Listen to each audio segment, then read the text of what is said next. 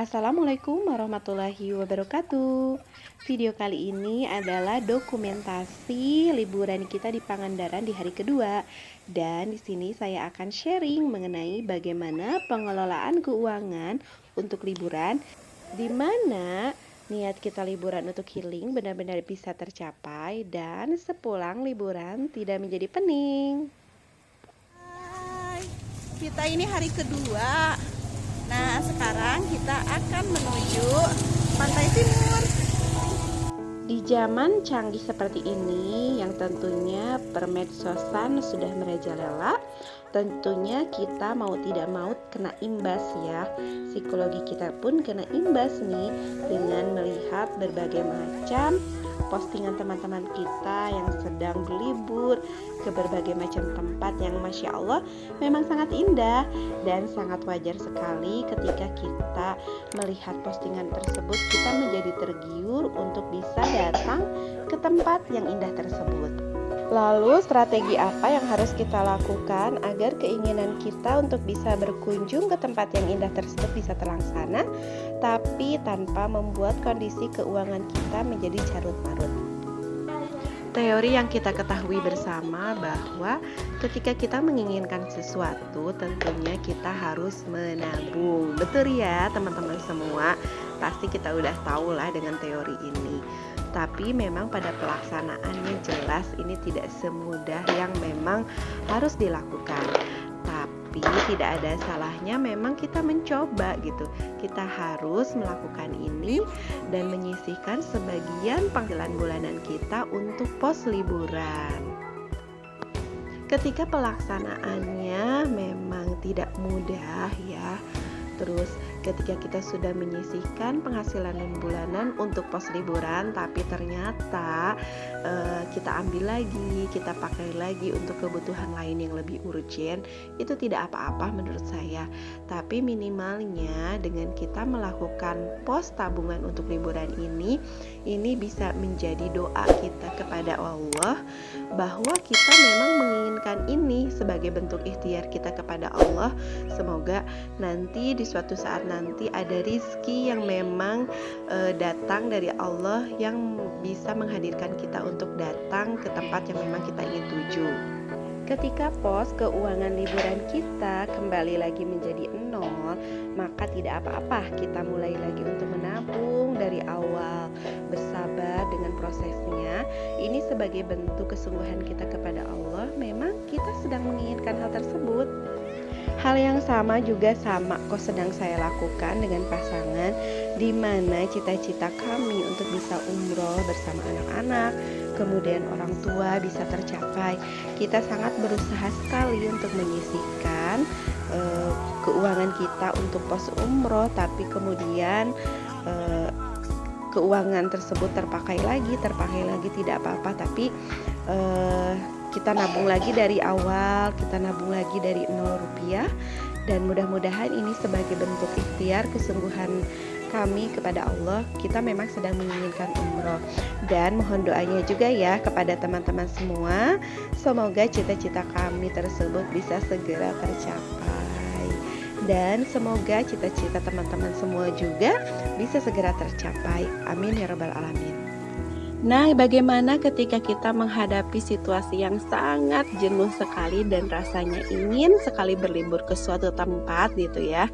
Dan memang rasa jenuh ini wajar bagi para orang tua yang memang biasa bekerja sehari-harinya, ini pasti sangat membutuhkan liburan ya sekali-kali, karena kita bukan suatu mesin yang memang tanpa rasa, yang harus mengerjakan satu hal yang tugas, kewajiban saja. Begitupun bagi seorang ibu yang sehari-harinya hanya bekerja di rumah gitu ya, mengerjakan pekerjaan rumah di situ-situ saja, tentunya sangat wajar sekali menghadapi satu kejenuhan. Lalu apa yang harus kita lakukan sedangkan budget untuk liburan ternyata belum ada ataupun hanya minim? Nah, yang bisa kita lakukan adalah tentunya menyesuaikan dengan budget. Ketika harapan untuk bisa datang ke suatu tempat dengan budget yang besar, oke, nggak apa-apa. karena situasinya memang urgent kita untuk liburan, kita turunkan sesuai dengan budget, jangan memaksakan. Saya harapkan jangan sampai memaksakan mengeluarkan budget yang sebenarnya posnya itu bukan untuk liburan. Kenapa? Karena pada saat liburan memang kita merasakan satu kebahagiaan sekali di sana. Tapi setelah selesai liburan kita akan menghadapi suatu masalah lain.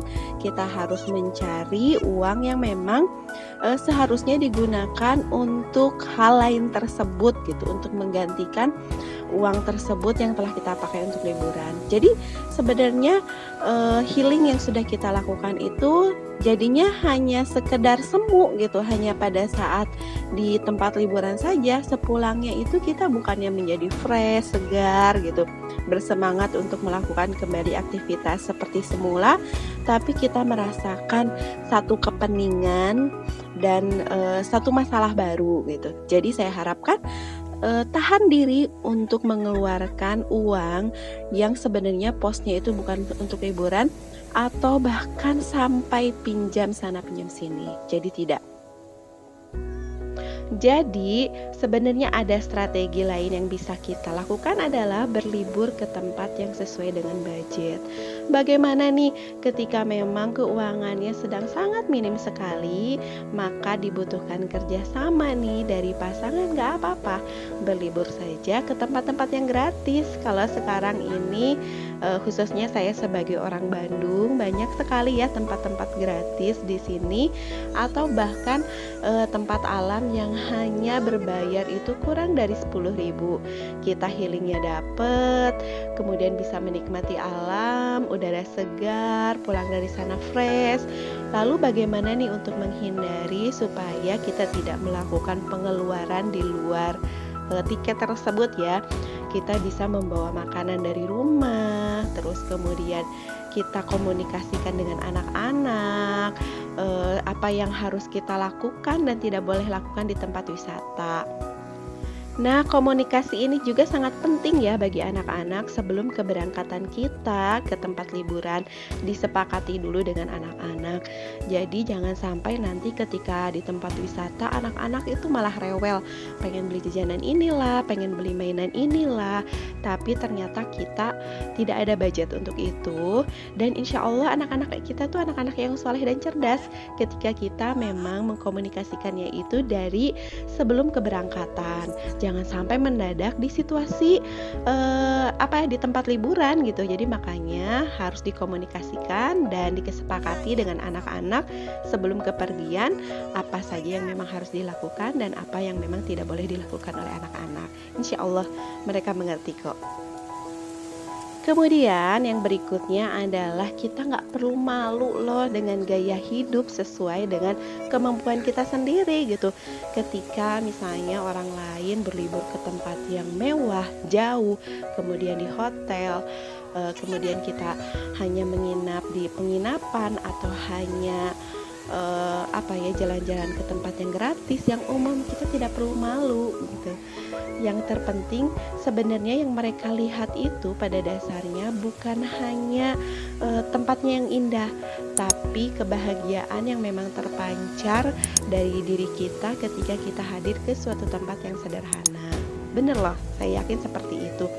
Di zaman permedsosan seperti ini tidak apa-apa loh kita sebagai bentuk syukur kita, kebahagiaan kita, kemudian kita posting ya. Kalau menurut saya posting di medsos, walaupun kita hanya berkunjung ke tempat sederhana.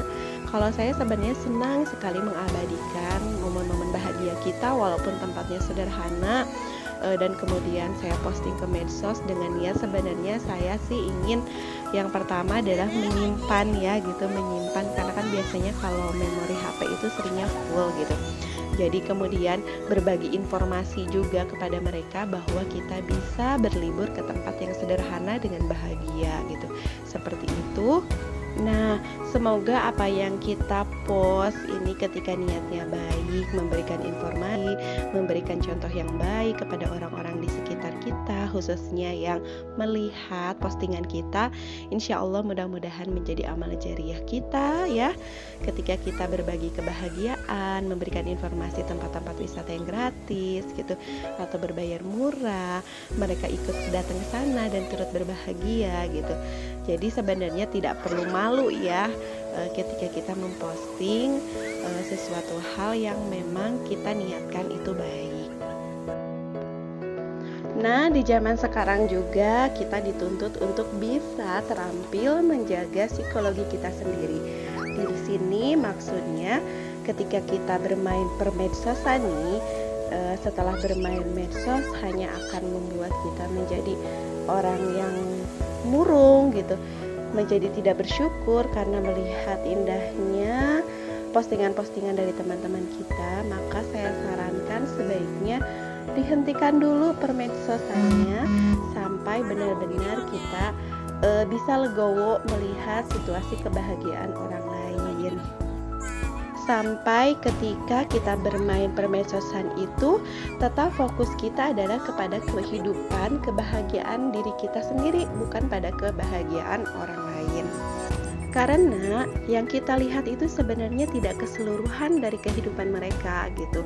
Pasti mereka ada kesulitan-kesulitan yang mereka hadapi, tapi tetap saja ya yang disortir itu adalah kebahagiaan-kebahagiaan yang mereka alami. Sama juga halnya dengan kehidupan kita, ada sisi positifnya, ada sisi bahagianya, dan ada sisi negatifnya, yaitu sisi ujiannya.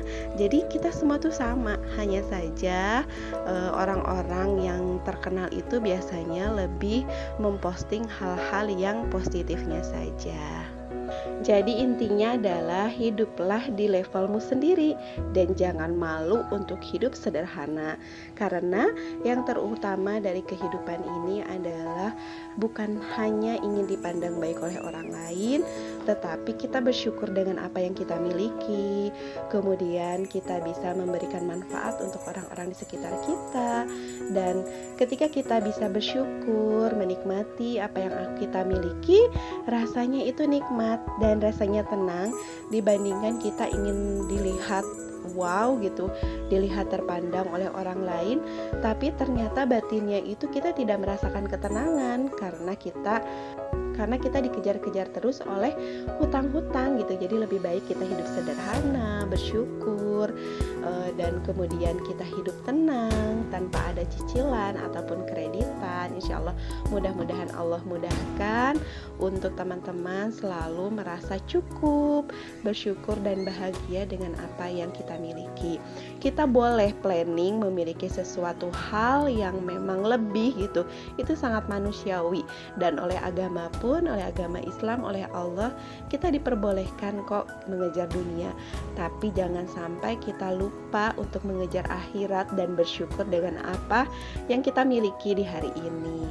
Nah, mudah-mudahan postingan dan video kali ini bermanfaat ya teman-teman semua. Terima kasih buat teman-teman yang selalu menonton video dari channel Terasa Anak. Semoga segala kebaikan teman-teman bisa dibalas oleh Allah Subhanahu wa Ta'ala. Dan lagi-lagi mudah-mudahan video ini bermanfaat. Terima kasih ya. Sampai ketemu di video berikutnya. Wassalamualaikum warahmatullahi wabarakatuh.